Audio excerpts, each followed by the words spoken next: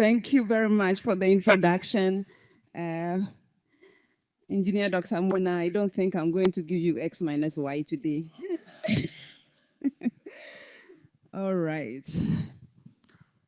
Our chair, Engineer Dr. Mona, President of Academic City University, distinguished guests, colleagues, educators, partners, and young minds who will represent Africa's future. Good morning to everyone here.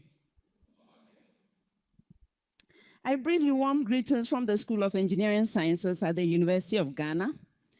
And it's both a pleasure and honor to contribute to this very important conference. I'm deeply grateful for the invitation. Today, I'm speaking on the topic, African Ability, building a strong engineering pipeline from the basic level to career. Now, let me begin by unpacking the various keywords in the topic, starting with engineering. And please, you will forgive me if my examples tend to be more biased towards Ghana. This is where I live. This is where I have practiced my trade most of the time. But I'll try to be a little broad in the examples as I move along. All right. So people hear the word engineering. And the first images that come to mind are complex mathematical equations, tall buildings, and machines. Engineering gets labeled early. It is tagged as a subject for the exceptionally brilliant, highly technical, and reserved for a select few. By and large, it is seen as a field dominated by numbers, calculations, and complex designs. However, engineering is much more than that. At its core, engineering is about curiosity. A child asking why and trying to find a solution. It is about asking questions, exploring possibilities, and finding practical solutions to everyday problems. Engineering begins long before university lecture halls and professional laboratories. It starts when a child wonders why a bridge stands, how electricity powers a light bulb, or how water flows through pipes. So, Engineer Dr. Mona, ECG, a lot of engineering going on there, I hope. Now, let's talk about our dear continent and the engineering pipeline. In discussions about Africa's future, we often focus on potential. Everywhere we talk about Africa and the future is about potential. However, potential without a pipeline is just a dream. Our continent is rich in resources, rich in talent, yet still imports crucial expertise. Why? This is because we have not been intentional enough about nurturing engineers. Building engineers starts at the basic levels. Engineers do not suddenly appear in university. They are not created in their final year. They are nurtured. Nurturing starts from childhood, from curiosity through structured learning in basic schools, refined learning in higher education, and then industry exposure. That's how engineers are made. It starts from the basics. In Ghana and most parts of Africa, science is often taught as theory. Something to memorize, not something to experience. We are taught about electricity, not how to build circuit boards. This approach does not nurture our curiosity, and when this happens, potential is lost. Having a pipeline at the basic levels gives future engineers a clear pathway. Introducing practical science, technology, engineering, and mathematics, STEM, at the basic levels gives children the opportunity to not only ask questions, but to experiment. They begin to see solutions to problems around them. So yesterday, I was at the Helping Teachers Teach Mathematics conference. I was invited. I went there with no slides, no equations, nothing. But I went there to show them how they can teach mathematics using real-life examples and doing real activities, experiential learning. At the end of the experience, one of my assistants said, "I've never seen math teachers so happy. I've never seen them smiling." This says a lot because we have a phobia for some of the subjects that help us to do the engineering. But we can do things differently, can't we? Let's come back to building the engineering pipeline. Building an engineering pipeline cannot be left to schools alone. Industry must partner with educational institutions, engineers must mentor students, and communities must celebrate innovation. When young people see role models who look like them solving real problems, engineering becomes attainable. Additionally, we must remember that Africa's engineering must be contextual. Because our challenges are unique, our solutions must be tailored to meet them. The engineers we train must be equipped to solve African problems. This is why the journey from basic level to career must be intentional. It must be continuous and supported at every stage. Shall we now address the African reality? We must be honest both about our challenges and about our extraordinary promise. Africa is home to over 1.5 billion people, the youngest population on the planet, the fastest urbanizing continent in the world, and arguably the greatest concentration of untapped engineering problems on Earth. Infrastructure deficits, food insecurity, inadequate water systems, energy poverty. Sorry to be hitting this so hard, dear chair. By the way, did you know that over 640 million Africans still lack access to electricity? The problems are not just crises. They are calls to engineering. And yet, Africa continues to face a severe shortage of qualified engineers. Sub-Saharan Africa has fewer than one engineer per 100,000 people, compared to about 500 per 100,000 in Europe. According to the African Development Bank, Africa needs approximately 2.5 million new engineers every year to meet its development targets.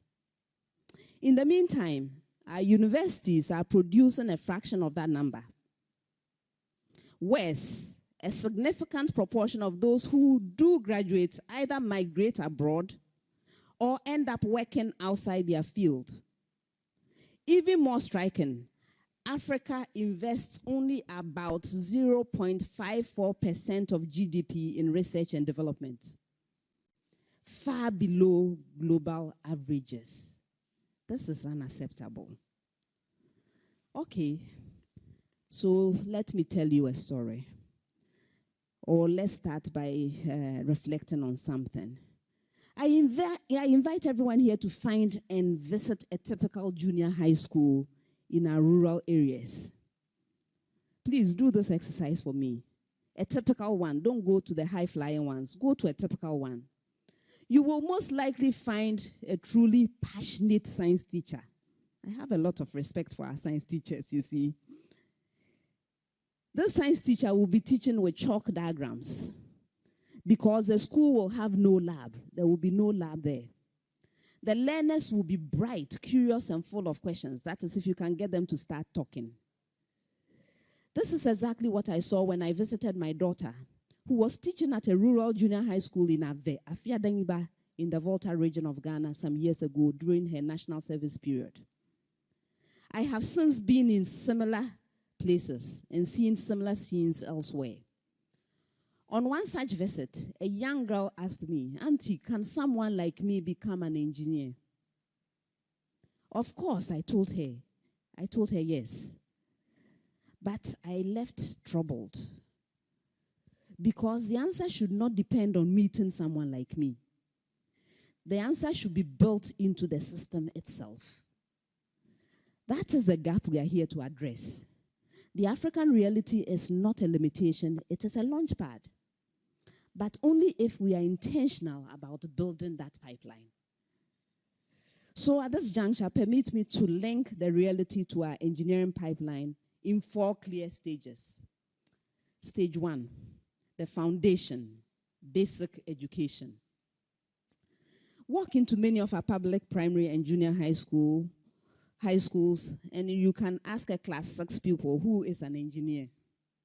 Too often the answer will be silence, or someone who repairs cars. It's not wrong, but it's not complete. By age 12, most of our children have never met an engineer, never seen a lab, never been told that the person who fixed the borehole in their town was an engineer. Worse, we punish curiosity. The junior high school girl in my hometown, Asiye Samankese, who takes apart her father's radio to see how it works, is more likely to be caned than celebrated in that moment. We did not discipline a child. We discouraged an engineer. Our teachers are not to blame. You cannot teach what you have not been given. A junior high school science teacher with no lab equipment, no training kit, and 60+ students in a class is being asked to build engineers with words alone. That is like asking a mason to build a house with a lecture on cement. Stage 2, the bridge. And here I talk about secondary and technical education. Here the pipe narrows. Students choose elective math and physics because they are good at them. But they cannot tell you why these subjects matter. We teach trigonometry as an abstract exercise, not as the tool surveyors used to map the relatively new Tamale interchange. We teach coding, that is if we teach it at all, without showing how it can help a tomato farmer in Navrungo track market prices. So students arrive at our university gates with grades, but without purpose. They have passed, but they have not seen. And because they have not seen, many of our brightest avoid engineering altogether. Engineering looks difficult, foreign, and disconnected from Ghana or Africa. Reflect with me for a moment and let me recap. Ask a group of senior high school students what they think engineers do for a living. So I started by asking the junior high schoolers, right? Now senior high schoolers, let's see if there will be improvement. The most common answer you are likely to get is they fix machines. Very few will connect engineering to the design of the mobile phones in their pockets, the roads beneath their feet, or the water system that supplies their school. When young people cannot see themselves in a profession, they do not pursue it. Visibility is as important as viability. Technical and vocational education and training, what we call TVET, must also be urgently rehabilitated. For too long, TVET has been treated as a second-class pathway, reserved for students who didn't make it academically. This is both wrong and wasteful. Technical education done well is the backbone of any industrialized economy. Germany, South Korea, and Singapore built their economic miracles on the back of strong TVET systems. Africa can and must do the same. Stage 3, tertiary education. This is where I've spent my own years, many of them, since I returned to Ghana in 2001. It's been 25 years, wow, that long. And this is where many of us teach. In Ghana, deliberate efforts are being made to expand STEM education. Engineering graduates are expected to rise from about 6,500 a year to 30,000 by 2030. But let's be honest with ourselves. We still have a problem of skills mismatch and lack of practical exposure. If you are lucky to be at Academic City, that may not be your problem, but you see that my examples are talking about the typical experience. We are still graduating too many engineers who have never been on a real site, never touched a real budget, never solved a real community problem. Final year projects are brilliant. I have supervised them, many of them. But too many end up bound in hardcover and placed on a shelf. The student gets A, the community gets nothing. The student then graduates and industry says they are not ready. The graduate says there are no jobs. Both statements can be true at the same time, and that is the clearest sign of a broken pipeline. That is not just an education problem, it is a pipeline failure. Stage 4, the launch, the transition to career. In Ghana, that would be the national service, right? I expect there are similar experiences elsewhere in Africa. This transition to career should be the strongest joint in the pipeline. For many engineering graduates, it is the weakest. Posting a civil engineering graduate to file papers in an office is not nation building. It is talent wasting. When we do that, we tell the graduate, what you learned does not matter here. Many believe us and they leave. They go to Canada, to Germany, to the UK. We call it brain drain, but the brain was already drained the day we wasted their service year. That is the reality. We lose them at 10, we confuse them at 16, we underprepare them at 22, and we underuse them at 24. If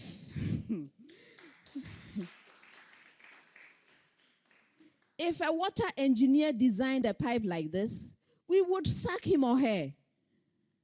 Yet, this is the pipeline we have built for our human capital.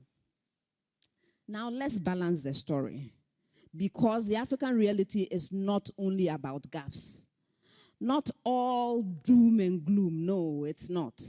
It is also about remarkable success. In Kenya, M-Kopa Solar has connected over 1 million households to affordable solar energy using pay-as-you-go systems. Children now study at night. Families save money. Jobs are created. This is engineering solving real problems at scale. Similarly, the Lake Turkana Wind Power Project, Africa's largest wind farm, supplies about 12 to 17% of Kenya's electricity. That is what happens when engineering meets intention.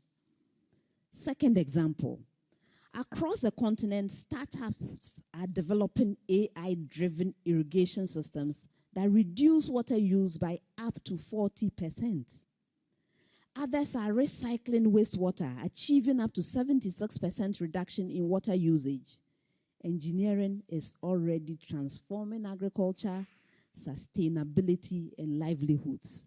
Third example, through initiatives like the Africa Prize for Engineering Innovation, sponsored by the Royal Academy of Engineering UK, African engineers are developing real-time water quality monitoring systems, battery-powered transport solutions, renewable energy storage devices, and smart agricultural technologies.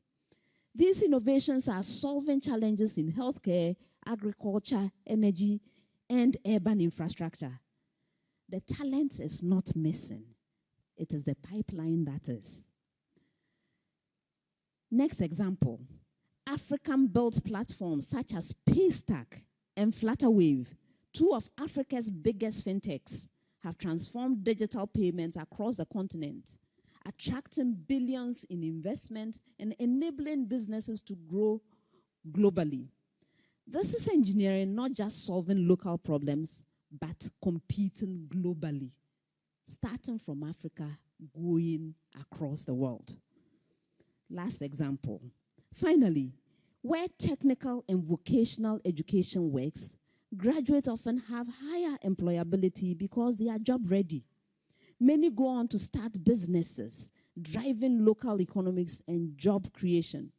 Countries that invest in skills-based training see stronger workforce outcomes. The question now is, how do we rebuild the broken pipeline so that we can do even better?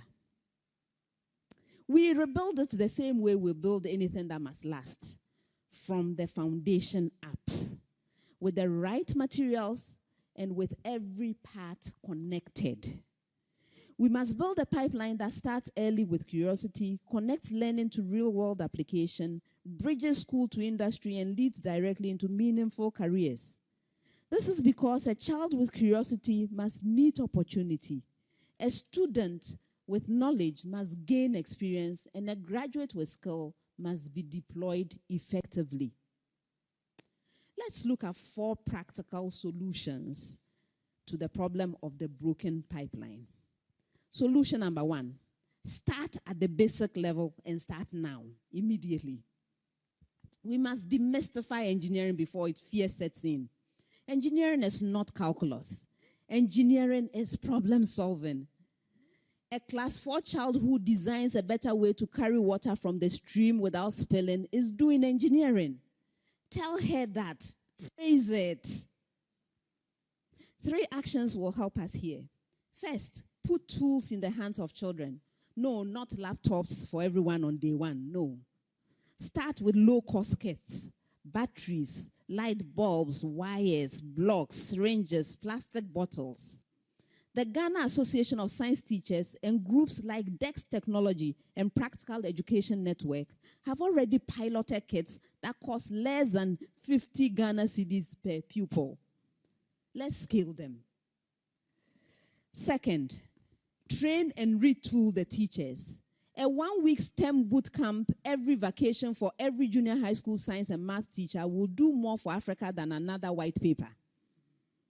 This is what we're doing at the Helping Teachers Teach Mathematics Conference. We need more of such initiatives. If we can train electoral officers in 2 weeks, trust me, we can train teachers to run a water filter experiment. Yes. Third, bring engineers to the classroom.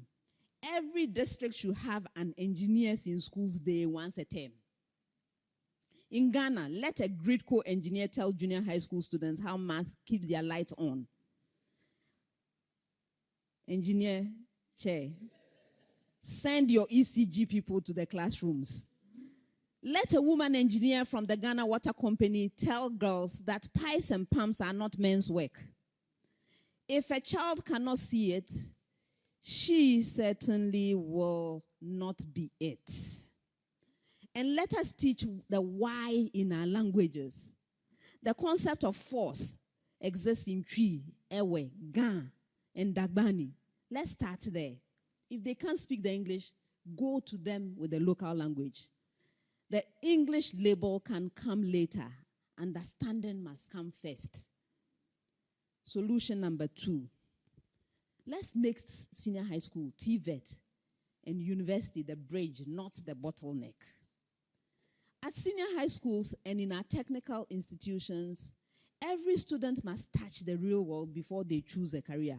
I propose senior high school industry days as a policy. Once a term, every senior high school science and technical student should spend a day at a real site, a road project, a food processing plant, a tech hub. In Ghana, say ECG, VRA, Ghana Water Company, and the Association of Ghana Industries should all be part of this. Go and adopt a school, for goodness sake. We must also fix the internship gap. Waiting until the final year of university to do an internship is like teaching someone to swim by giving lectures and then throwing them in the Volta River in the final year. It doesn't work. Let internships start at 16. 2 weeks in first year of senior high school, 1 month after senior high school, and every long vacation at university. The work does not have to be complex, no. Watching a technician fix a transformer teaches more than any textbook diagram. At the universities and technical universities, we need 3 changes. First, co-teaching. Every core engineering course should have at least 20% contact time with industry professionals. Second, co-owned projects. Final year projects must solve problems submitted by district assemblies, companies, or NGOs. If the project works, the partner funds implementation and hires the team. Is that too bold? Is that too much to ask? Third, we must reward faculty for impact. Promotion should weigh community solutions alongside journal papers. A ventilator designed at University of Ghana or Academic City University that saves lives at Kolebu Teaching Hospital should count for something in promotions. All right, solution number 3, weld the last joint, career entry. And here, let me start with a joke. We've been joking that Ghana is the one place where somebody can go study engineering for 4 years and for national service be posted to a chop bar to pound fufu. The transition to work for engineers must be an engineering service. Post civil engineers to feeder road projects. Post electrical engineers to district ECG officers. Say, today I have your case, oh. Post chemical engineers to water treatment plants and food factories. Post biomedical engineers to hospitals if they fancy clinical engineering careers. Let them be supervised, let them be paid, and let them be hired if they perform. Government has a role. Get Fund and Ministry of Education must ring-fence money for applied labs, not just lecture halls. One functional power systems lab at each technical university will create more jobs than 10 new auditoria anywhere. Provide tax incentives to any company that takes more than 20 interns a year and converts 30% of them to full-time staff. Review TVET curricula every 3 years or even more frequently with industry, not every 10 years, no. Industry, you are not a bystander, and I hope there are some industry players here. You are the main beneficiary of this pipeline. Don't wait for ready-made graduates. Help us to make them. Second, your best engineer to teach 1 course a year when you adopt a school. Submit your ugliest operational problem as a student capstone. The company that invests in a 19-year-old intern today is building a 29-year-old plant manager. Alumni, especially those of you in this room from Legon, KNUST, UMAT, Ashese, ACT, our technical universities, you drank from this well. Send the bucket back down. Mentor 10 students. Fund 1 scholarship. Fix 1 lab. We need you to support. And to the students here, how many students are listening? Okay, I have a message for you as well. Please stop asking, will this come in the exam? Somebody once asked me, somebody once asked me, is this SELA or non-SELA? There are some students who search for past questions first day of the semester. Please, start asking, will this work in Choco when the tide is high? Your degree is not an escape ticket. It is a license to build. Africa does not need more engineers who can pass exams. Africa needs engineers who can do. The doomsday you grew up in, the flooding you walk through, the traffic you sit in, those are not complaints. They are your design briefs. I hope you have heard me. All right. So let me try and put some thoughts together for my conclusion. We did not wait for the world to give us kente. We wove it, thread by thread, with patterns that tell our story. Our engineering future will not be given to us either. We will weave it child by child, project by project, from basic school to career. The African reality is not a limitation, no. It is a design challenge. And we, as engineers, we solve design challenges, don't we? The constraints are real, yes. Budgets are tight. Lights can go off, ECG. Data is scarce. But every great engineer in history worked with constraints. They are not excuses.